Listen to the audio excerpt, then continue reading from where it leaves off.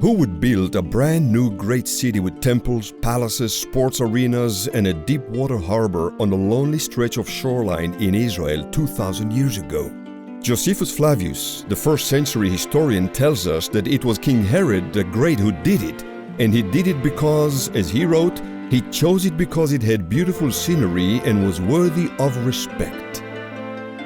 Herod received the entire region, including the Mediterranean coastline, as a gift from Augustus Caesar following the Roman conquest of Judea.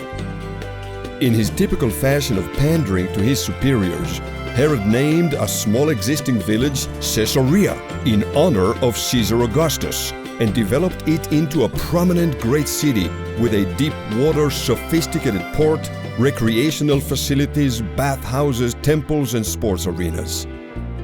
Overnight, the sleepy fishing village turned into a bustling metropolitan hosting kings, imperial visits, military headquarters, and international trade. Caesarea served as the political and administrative hub of the Judean province of Rome for centuries, appearing prominently in the book of Acts as the seat of the regional Roman government. It was in Caesarea that Peter proclaimed the gospel for the very first time to a non-Jewish audience. And it was from Caesarea that the Apostle Paul sailed to Rome on his last missionary journey, where he would lay down his life in God's service. Going through periods of both prosperity and neglect throughout the Muslim invasion, the Crusaders period, the Mamelukes' conquest, and the Ottoman Empire, a Jewish kibbutz was established right next to ancient Caesarea during the British Mandate, and in 1952, the Israeli town of Caesarea was established. It was then that archeological excavations of the site started in earnest, and the work continues to this very day.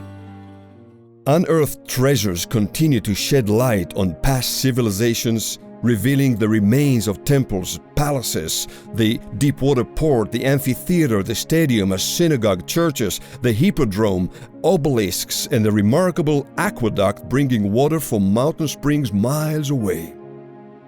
An archaeological marvel on the stunning shoreline of central Israel, Caesarea on the sea is thought by many to be the most beautiful archaeological site in the world.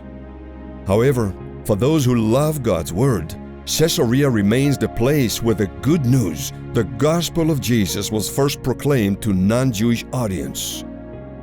Initially, the Christian Messianic movement was an internal Jewish affair. With nearly all the disciples being Jewish, the message was primarily declared to fellow Jews.